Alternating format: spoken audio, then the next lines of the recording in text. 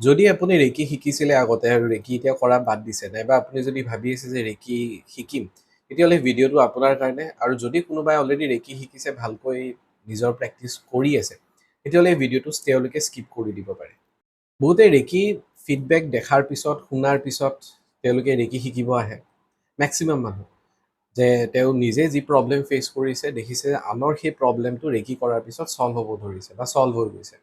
তাৰপিছত ৰেকিত এডমিশ্যন লয় আৰু যেতিয়া দেখে যে ৰেকি বুলি কোৱাৰ লগে লগে একচুৱেলি ভিতৰত এটা ডিচিপ্লিন লাইফ এটা আছে, এটা ডিচিপ্লিন মেইনটেইন কৰি চলিব লাগে, কিছুমান বস্তু টাইমলি কৰিব লগা থাকে, যাৰ ফলত যিসকল মানুহ বহুত বেছি ডিচিপ্লিন নহয় বা সেই ডিচিপ্লিন লাইফ এটা তেওঁলোকে মেইনটেইন কৰিব টান পায়, তেওঁলোকে ৰেকি কৰা বাদ দিয়ে।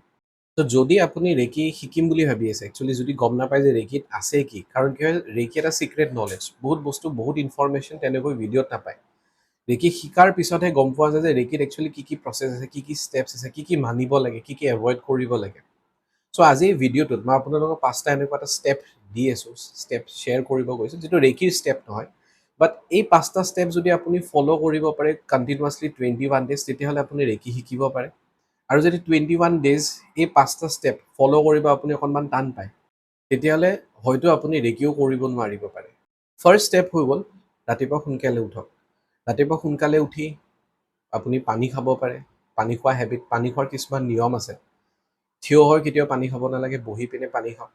হয়তো ব্ৰাছ নকৰাকৈ যদি আপুনি পানী খাব পাৰে আৰু বেছি ভাল। যদি অড ফিল হয়, তেতিয়াহ'লে ব্ৰাছ কৰাৰ পিছত 2 গিলাচ কুহুমীয়া পানী খাওক, যাতে আপোনাৰ বডিৰ টক্সিনছবোৰ বাহিৰ হৈ যায়, ডাইজেষ্টিভ ছিষ্টেমটো যাতে আপোনাৰ ষ্ট্ৰং হৈ যায়। ছেকেণ্ড ষ্টেপ, 30 মিনিটছৰ কাৰণে আপুনি মেডিটেশ্যন কৰা ষ্টাৰ্ট কৰক।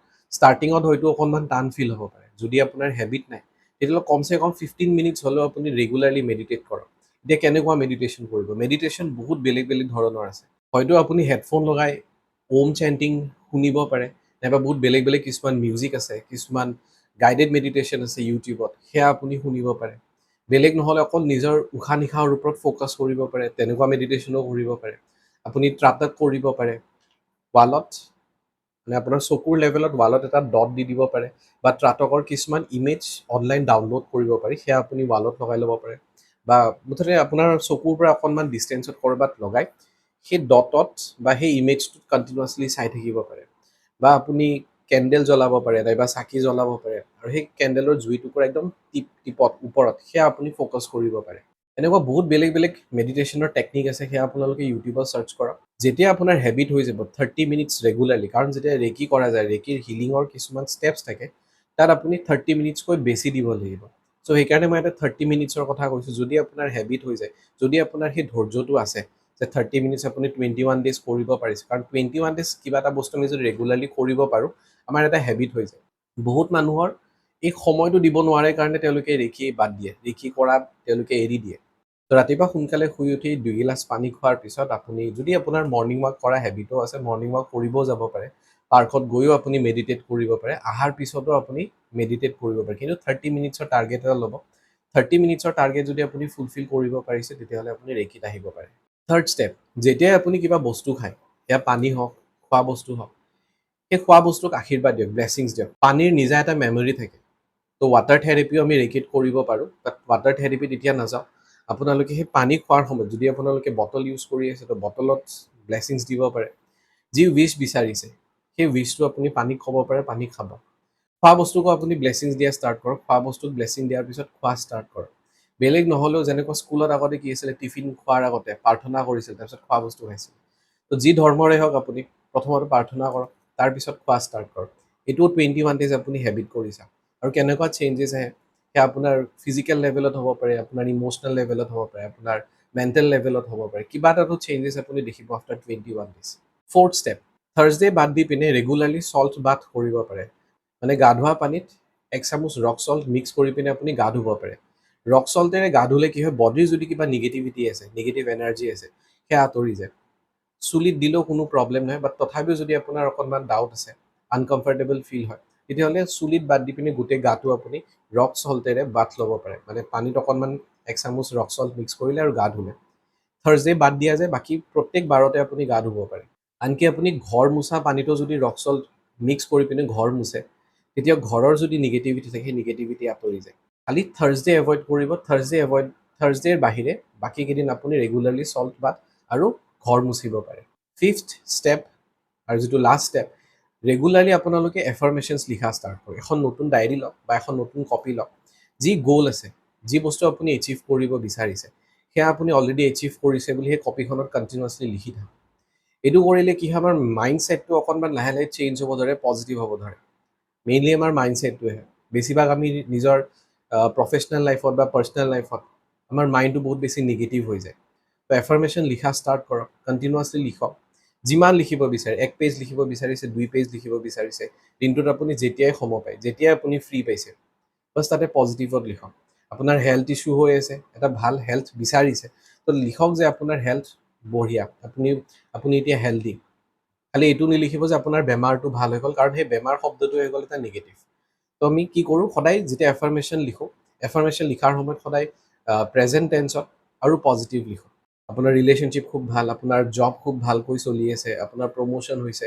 যদিও আপুনি জব বিচাৰি আছে, তথাপিও তাত এনেকৈ লিখক যে আপুনি অলৰেডি এটা ভাল জব পাইছে, তাত আপুনি বিচৰা ধৰণত আপুনি চেলাৰী পাইছে, প্ৰমোশ্যন হৈছে, আপোনাৰ কালিগছবোৰ খুব ভাল, কাৰণ অকল জব পালেই নহ'ব, আমি বিচাৰোঁ যে আমাৰ কালিগছবোৰো যাতে আমাৰ খুব ভাল হয়। তো আপোনাৰ কালিগছ খুব ভাল কালিগছ পাইছে, তেনেকৈ লিখা ষ্টাৰ্ট কৰক।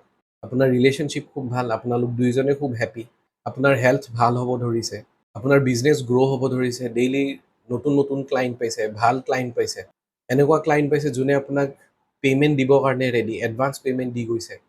তেনেকুৱা যিটো বস্তু বিচাৰিছে, সেই বস্তুটো অলৰেডি আপোনাৰ লাইফত হৈছে, তেনেকৈ লিখিব পাৰে।